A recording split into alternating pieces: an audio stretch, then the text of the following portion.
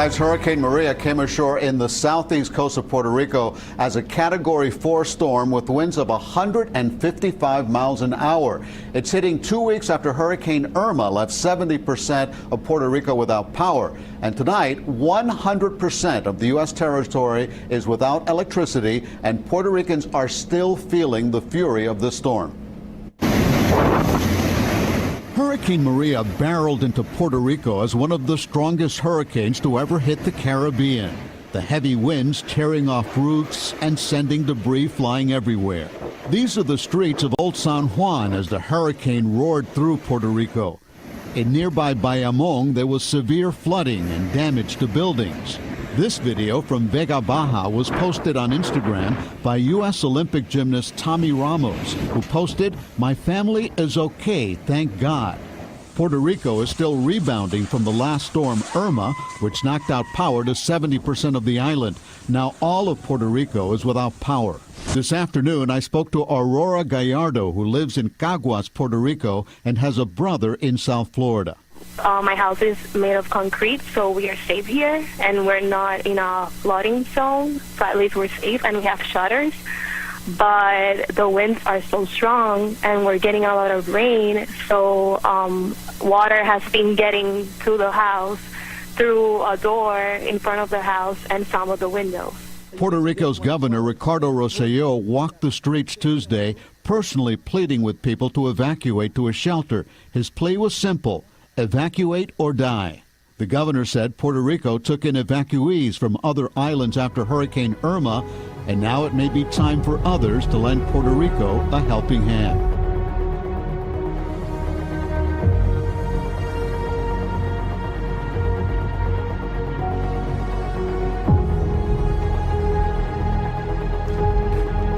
Less than 24 hours after a 7.1 magnitude earthquake pummeled Mexico City, another tremor has occurred off the east coast of Japan. The 6.1 magnitude quake struck roughly 170 miles east of the shuttered Fukushima nuclear plant at roughly 2:30 a.m. local time, according to the U.S. Geological Survey. Its hypocenter, the underwater locus of the quake, happened at a depth of about 6 miles. Like Mexico, Japan is located in what is considered an active earthquake region.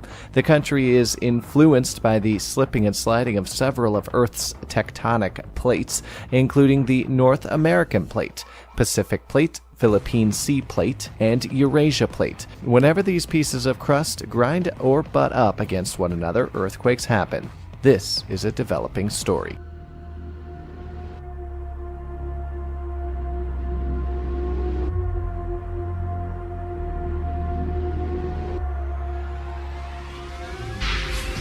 This in Central Florida. A family has to find another place to live after a sinkhole swallowed part of their home yesterday. The family says the sinkhole started growing on Monday night into Tuesday. And, well, it got big enough to swallow the house. So they called 911 around 8 o'clock yesterday morning. The sinkhole measured about 20 feet wide by 15 feet deep. The entire family made it out, bringing as many of their belongings as they could before the house fell in the hole. They're staying with relatives.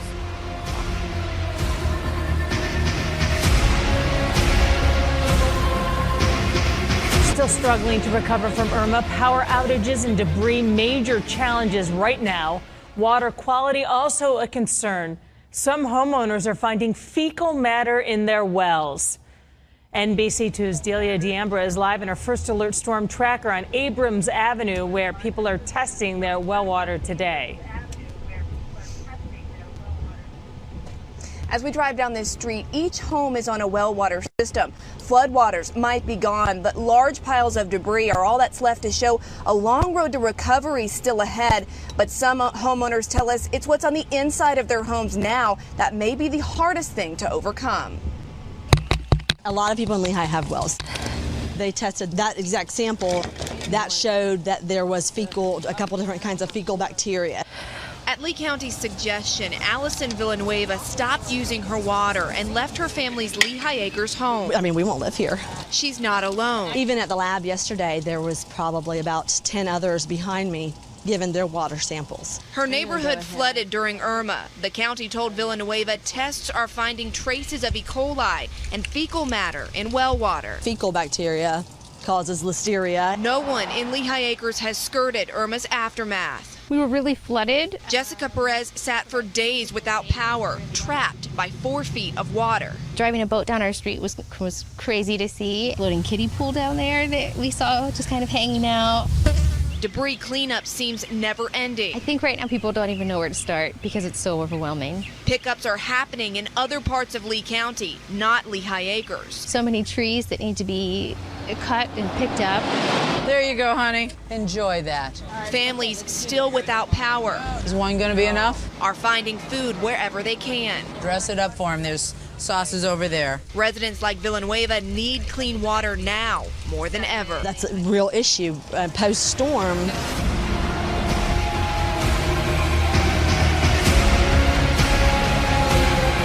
The floods have turned streets into rivers in landlocked Niger. The capital Niamey is hardest hit. It's a nationwide emergency. Many in the capital forced from their homes as they fill with water. Abdulkader's home has been destroyed. He built a hut in his water-filled courtyard to protect his books and made a bed for him and his wife. This year there's been a lot of water since the beginning of the rain season. After every flood or rain, the water remains and everything becomes submerged. This makes houses not durable, especially if they are not brick-built houses. Many of the houses in Niamey are made of mud or earth, and the walls are badly damaged. This young woman is also worried about the roof falling in, but has nowhere else to go. Yahya Mohammed's house was partly demolished by the flood. He feels lucky to have sent his wife and kids away to live with his in-laws. I took some furniture and left the house to fall. I don't have money to fix it. If I have money to build the house, I would have done that in 2 or 3 days. Humanitarian aid groups fear that the rising water level in the Niger River may lead to a repeat of the flooding 5 years ago, when dozens were killed and 500,000 made homeless.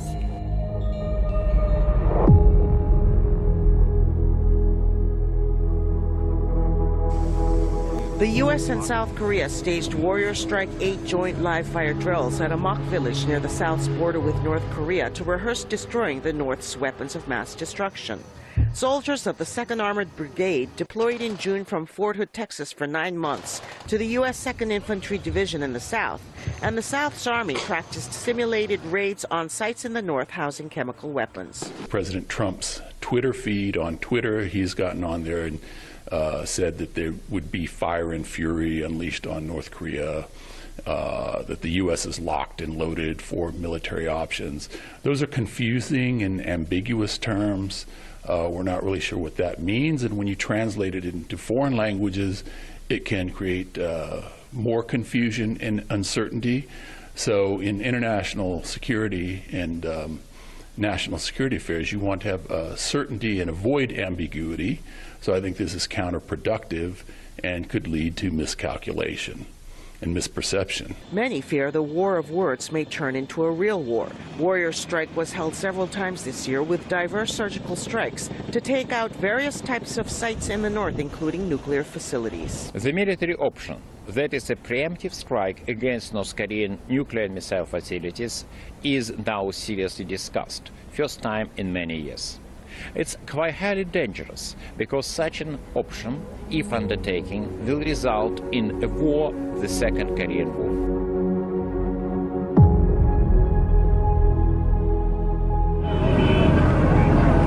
Human Rights Watch says it has new evidence of an expanding, deliberate drive to force Rohingya Muslims out from Myanmar. It now appears that the majority Buddhist population have joined in with the brutal military-led campaign amid deep-seated tensions.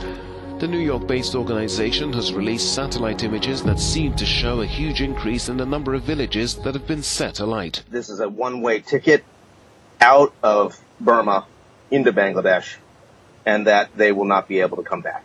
People are saying not only that they were chased out of their villages and shot at by the military and by the police, but as they left, their Rakhine village neighbors from, nearby were coming to loot their properties and to burn down their villages.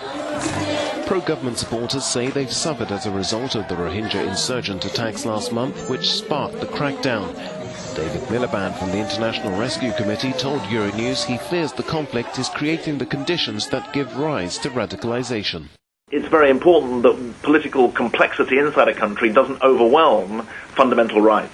These untended humanitarian disasters are just the fuel for further radicalization, and that is something that is going to dominate future UN General Assemblies if it's not addressed now.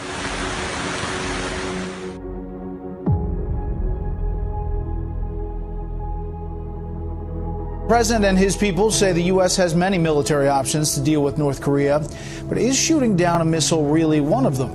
National security correspondent Jennifer Griffin is at the Pentagon tonight with a look at that. Good evening, Jennifer. Good evening, Brett. It's like shooting a bullet with another bullet, but many question if they can. We haven't shot them down because we can't shoot them down. Especially the missiles that are going over Japan are just too high for our interceptors, and they would have to be aimed pretty much directly at the defensive systems in order for us to have a chance of engaging them. North Korea fired a missile last week that flew 480 miles above Japan, but the Aegis missile interceptors that protect Japan do not reach that high. If the North Korean missile were heading directly toward Japan, that system may have worked in the terminal phase, but the U.S. could not have shot the missile down mid-flight. Last week's missile flew over Japan in 8 minutes. The Air Force general who oversees America's nukes says it's really a policy decision. There are technologies out there today that we could deploy to get after the boost phase. And I tell you, there's nothing to do my heart any more good than to actually drop a missile back on the person that launched it at the United States. Well, our ships would have to be almost up to the North Korean coast, maybe even in North Korean waters, to be able to take a shot at getting them in the boost phase. This is a game of minutes, really. The initial detection of a launch would be really in terms of seconds, keeping in mind, of course, that the entire flight time from North Korea to the United States is well under an hour. The THAAD missile defense system that protects South Korea may give Seoul a false sense of comfort. It can't protect all 25 million people living in the capital. Its 48 interceptors are designed to buy time for a military response to an attack, but could be easily overwhelmed by hundreds of North Korean missiles. After President Trump's speech at the UN yesterday, the Pentagon expects more tests from North Korea. But right now, senior leaders here tell me there are few good options to stop them, Brett.